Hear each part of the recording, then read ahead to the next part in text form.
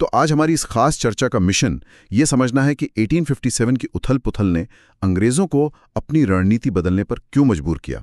उन्होंने administration, finance, army और अपनी सोशल पॉलिसीज में से कौन से बदलाव किए और सबसे जरूरी बात, इनका असली मकसद क्या था। ओके, चलिए इसे परत दर परत खोलते हैं। सबसे पहला और शायद सबसे बड़ा बदलाव तो सीधे सत्ता के ट्रांसफर का था। हाँ, 1858 का गवर्नमेंट ऑफ इंडिया एक्ट आया। ईस्ट इंडिया कंपनी का राज खत्म। बिल्कुल। और भारत का शासन सीधा ब्रिटिश क्राउन यानी महारानी विक्टोरिया के हाथों में चला गया। सही। जैसा कि हमारे स्रोत बताते हैं, लंदन में एक नया पद बनाया गया, secretary of state for India. ये ब्रिटिश कैबिनेट का मेंबर होता था और भारत के लिए सीधे ब्रिटिश पार्लियामेंट को जवाब देता। और उसकी मदद के लिए 15 मेंबर की एक इंडिया काउंसिल भी बनी। हाँ, और भारत में यहाँ गवर्नर जनरल का टाइटल बदलकर वाइसरॉय कर दिया गया, जो क्राउन का सीधा प्रतिनिधि बन गया। दिलचस्प बात यह है, दस्तावेज इशारा करते हैं कि इस नए इंतजाम के तहत भारत का प्रशासन 1858 के पहले की तुलना में कहीं ज्यादा सेंट्रलाइज्ड हो गया और साथ ही ज्यादा रिएक्शनरी भी, मतलब किसी भी बदलाव या मांग पर ज्यादा सख्ती से पेश आने वाला। हाँ, ऐसा क्यों हुआ? क्या कंपनी का ढांचा नाकाफी साबित हुआ था? बिल्कुल। यहाँ दिलचस्प बात यही है कि ये सेंट्रलाइजेशन क्यों और कैसे हुआ। देखिए, 1857 के विद्रोह ने ब्रिटिश हुक्मरानों को ये एहसास करा दिया था कि ईस्ट इंडिया कंपनी, जो असल में तो एक ट्रेडिंग कंपनी थी, वो इतने विशाल और कॉम्प्लेक्स देश पर असरदार कंट्रोल रखने में नाकामयाब हो रही थी। अच्छा। उन्हें लगा कि विद्रोह का एक बड़ा कारण यही बिखरा हुआ और अक्सर इनइफेक्टिव शासन था। इसलिए सत्ता का सीधा नियंत्रण, लंदन से सीधी कमान उन्हें ज्यादा सेफ और कारगर लगी। इस सोच ने 1833 के एक्ट से प्रांतीय सरकारों को जो थोड़ी बहुत आज़ादी मिली थी, उसको भी काफी हद तक कम कर दिया। अब सारी बड़ी नीतियां लंदन में तय होती थीं और वाइसराय उन्हें यहाँ लागू करवाता था। यानी पूरा कंट्रोल लंदन के हाथ में चला गया। लेकिन इतने बड़े देश का सारा हिसाब किताब क्या एक जगह से संभालना मुमकिन था? फाइनेंशियल मामलात, यही तो विरोधाभास है। पॉलिटिकली तो सत्ता सेंट्रलाइज्ड हुई, लेकिन जल्द ही ये साफ हो गया कि फाइनेंशियल मामलों में पूरी तरह से सेंट्रलाइजेशन प्रैक्टिकल नहीं है। भारत जैसे विशाल देश में हर छोटे मोटे खर्च के लिए सेंटर से मंजूरी लेना तो नामुमकिन था। हाँ, इससे तो काम ही रुक जाता। बिल्कुल, काम ठप पड़ जाता।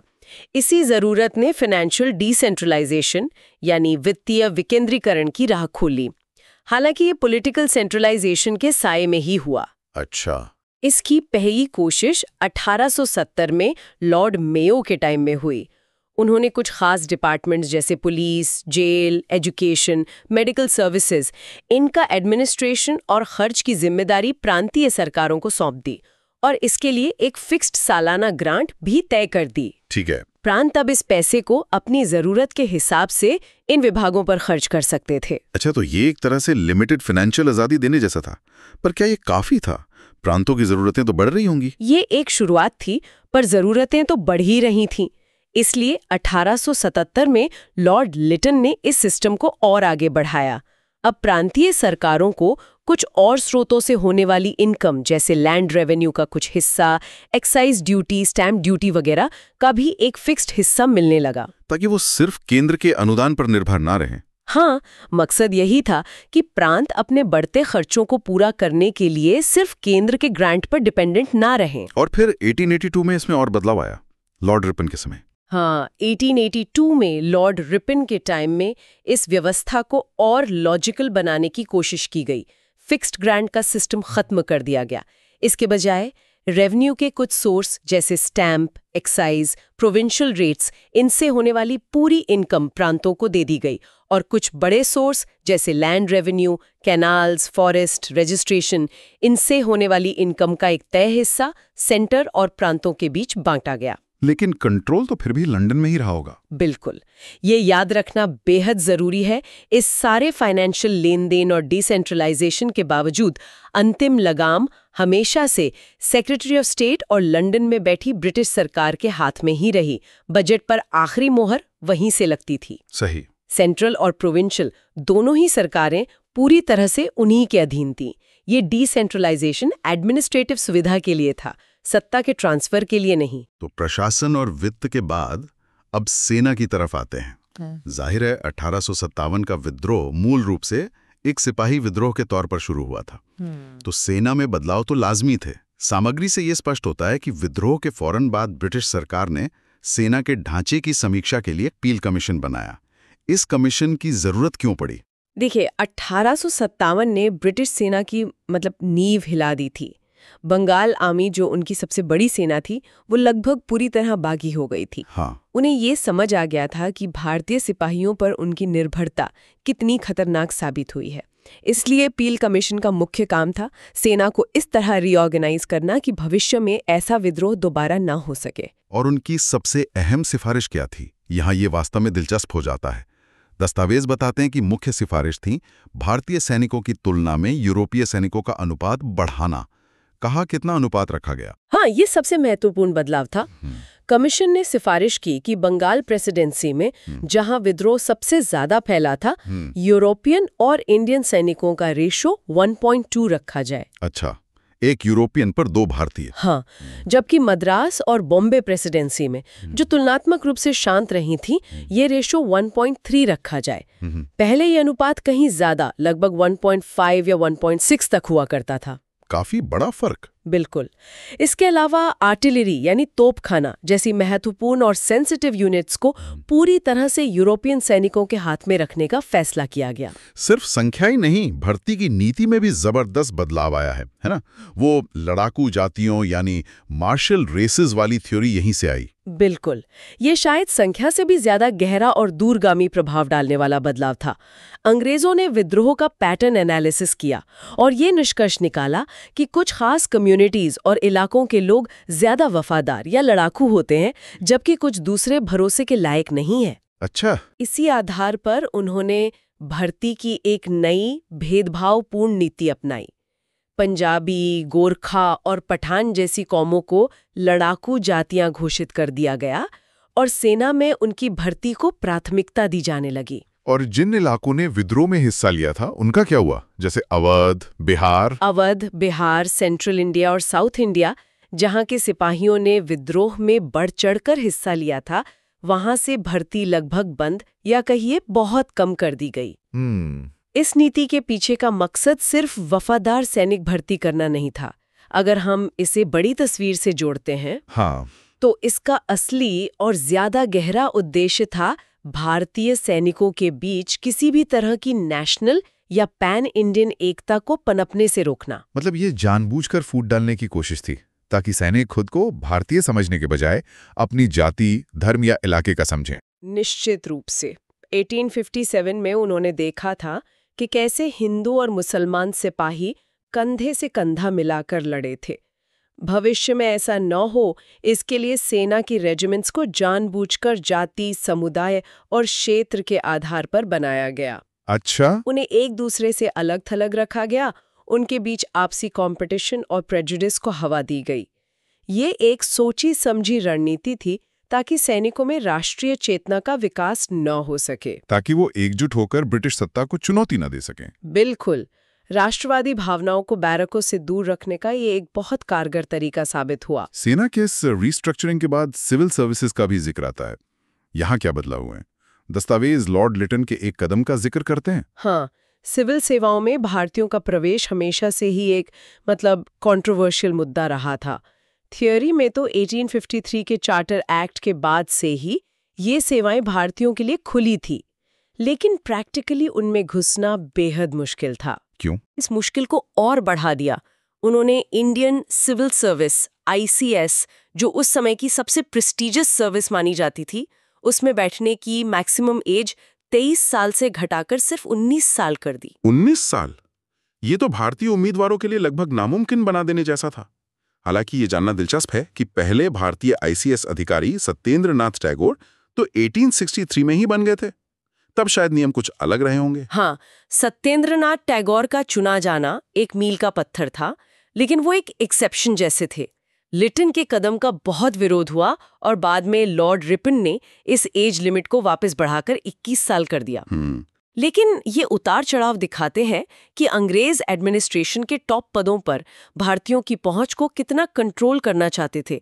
वो खुले दरवाजे की पॉलिसी का दिखावा तो करते थे, लेकिन असल में दरवाजा बहुत संकरा रखा गया था। सही। दस्तावेज ये भी बताते हैं कि बाद में, खासकर 1918 के मॉन्टेग्यू चेम्सफोर्ड सुधारों के बाद, बढ़ते राष्ट्रीयवादी दबाव के चलते सर्विसेज के इंडियनाइजेशन की प्रोसेस तेज हुई, लेकिन वो एक अलग और लंबी कहानी है। ये नियंत्रण की कोशिश सिर्फ सिविल सेवाओं तक ही सीमित नहीं थी, ऐसा लगता है। रियासतों के साथ रिश्तों में भी एक बड़ा बदलाव आया। पहले जहां लॉर्ड डलहौजी जैसे गवर्नर जनरल विलय और कब्जे की नीति अपना रहे थे, जैसे उनकी वो कुख्यात डॉक्ट्रिन ऑफ लैप्स, वो नीति जिसके तहत उत्तराधिकारी गोद लेने पर रियासतें जब्त हो जाती थीं। हाँ, व्यापक नीति। उसे 1857 के बाद क्यों छोड़ दिया गया? 1857 ने अंग्रेजों को रियासतों के बारे में दोबारा सोचने पर मजबूर किया। कुछ रियासतें विद्रोह में शामिल हुई थीं, लेकिन कई रियासतें जैसे हैदराबाद, ग्वालियर, पटियाला वो अंग्रेजों की वफादार बनी रहीं और उन्होंने विद्रोह को कुचलने में अहम भूमिका निभाई। अच्छा। इन्हें अंग्रेजों ने तूफान में लहरों को रोकने वाली चट्टानें कहा, breakwaters in the storm. इससे उन्हें समझ आया कि रियासतों को खत्म करने के बजाय उन्हें बनाए रखना और अपना सहयोगी बनाना ज्यादा फायदेमंद हो सकता है। बफर की तरह। हाँ, बिल्कुल। वे भविष्य में किसी भी विद्रोह के खिलाफ एक बफर यानी सुरक्षा कवच का काम कर सकती हैं। तो विलय की नीति खत्म करके उन्हें सहयोगी बनाने की कोशिश की गई? हाँ, महारानी विक्टोरिया ने 1858 की अपनी घोषणा में साफ कहा कि ब्रिटिश सरकार अब भारतीय रियासतों के विलय की कोई इच्छा नहीं रखती और उनके अधिकारों, सम्मान और गौरव का सम्मान करेगी। राजाओं को उत्तराधिकारी गोद लेने का अधिकार वापस दे दिया गया, जो डलहौजी ने छीन लिया था। लेकिन इसकी कोई कीमत तो होगी? हाँ, इस उदारता की एक कीमत थी। अब रियासतें पूरी तरह से ब्रिटिश क्राउन की सुप्रीम अथॉरिटी यानी पैरामाउंसी के अधीन आ गईं। उन्हें अपनी फॉरेन पॉलिसी और बाहरी संबंध तय करने का कोई अधिकार नहीं रहा। अच्छा। उनके इंटरनल मामलों में भी ब्रिटिश रेजिडेंट का दखल बहुत बढ़ गया। वे नाम के राजा रह गए, असल में वे ब्रिटिश साम्राज्य के अधीन एजेंट या जागीरदार बनकर रह गए। तो ये एक तरह से स्वायत्तता का अंत ही था, भले ही नक्शे पर वो बने रहें। बिल्कुल। उनकी वफादारी खरीदी गई, लेकिन उनकी आजादी की कीमत पर। तो हमने प्रशासन, वित्त, सेना, सिविल सेवा और रियासतों की बात की। हर जगह 1857 का गहरा असर दिख रहा है। और अब आते हैं उस नीति पर जिसका जिक्र आज भी भारतीय राजनीति और समाज पर बहस में सुनाई देता है, बांटो और राज करो। दस्तावेज इस बात पर जोर देते हैं कि इस नीति को भी 1857 के बाद ही ज्यादा सिस्टमैटिक और इंस्टीट्यूशनल तरीके से लागू किया गया। क्यों? क्या 1857 की हिंदू मुस्लिम एकता ने उन्हें डरा दिया था? बिल्कुल। 1857 के दौरान, खासकर शुरुआती दौर में, हिंदू और मुसलमान कंधे से कंधा मिलाकर अंग्रेजों के खिलाफ लड़े थे। बहादुर शाह जफर, एक मुगल बादशाह, को विद्रोह का नेता माना गया था। हाँ। इस एकता ने अंग्रेजों को चौंका दिया। उन्हें ये एहसास दिलाया कि अगर ये दोनों बड़े समुदाय एकजुट रहें तो भारत पर उनका शासन ज्यादा दिन नहीं टिक सकेगा। इसलिए विद्रोह के बाद उन्होंने जानबूझकर इन दोनों समुदायों के बीच शक और दूरी पैदा करने की नीति अपनाई। तो इस सब का क्या मतलब है? शुरुआत में उन्होंने क्या किया? क्या ये सच है कि उन्होंने पहले मुसलमानों को निशाना बनाया? हाँ, विद्रोह के तुरंत बाद के सालों में अंग्रेजों का रवैया मुसलमानों के प्रति ज्यादा कठोर था। उन्हें विद्रोह के लिए मुख्य रूप से जिम्मेदार माना गया, खासकर नॉर्थ इंडिया में। अच्छा। कई मुस्लिम जमींदारों और एलीट क्लास के लोगों की जमीनें और प्रॉपर्टीज छीन ली गई। नौकरियों और सरकारी पेट्रोनेज में उन्हें नजरअंदाज किया गया। इसकी तुलना में हिंदुओं के प्रति उनका रवैया कुछ हद तक नरम रहा, या यूं कहें कि उन्होंने हिंदुओं को अपनी तरफ करने की कोशिश की। लेकिन ये रवैया हमेशा एक जैसा नहीं रहा, है ना? दस्तावेज 1870 के दशक के आसपास एक बदलाव का संकेत देते हैं। हाँ, यहाँ आकर्षक बात यह है कि 1870 के दशक तक आते आते अंग्रेजों की स्ट्रैटेजी में एक अहम मोड़ आया। क्यों? क्योंकि इस समय तक भारत में एक नई ताकत उभरने लगी थी, नेशनलिज्म, राष्ट्रवाद।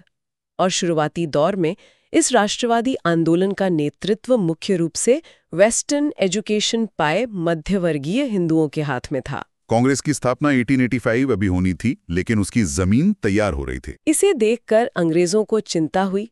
उन्हें लगा कि अगर एजुकेटेड हिंदू क्लास संगठित होकर पॉलिटिकल राइट्स मांगने लगा तो उनके लिए मुश्किल खड़ी हो जाएगी। तो इस उभरते राष्ट्रवाद का मुकाबला करने के लिए उन्होंने क्या किया?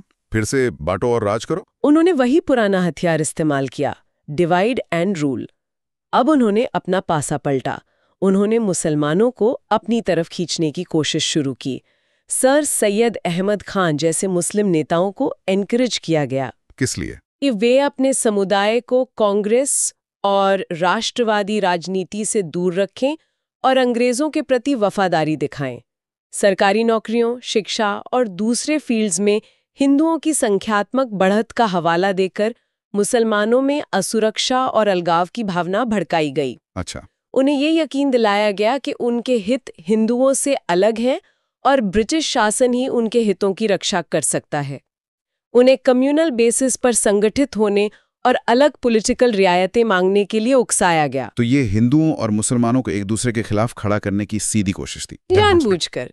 हाँ, ये उभरते हुए राष्ट्रवादी आंदोलन को कमजोर करने, उसे हिंदू बनाम मुस्लिम का रंग देने और दोनों समुदायों के बीच एक परमानेंट खाई पैदा करने का एक सोचा समझा कैलकुलेटेड प्रयास था।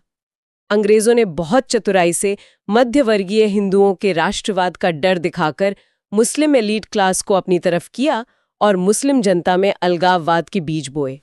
इस नीति का जहर भारतीय समाज में बहुत गहराई तक उतरा।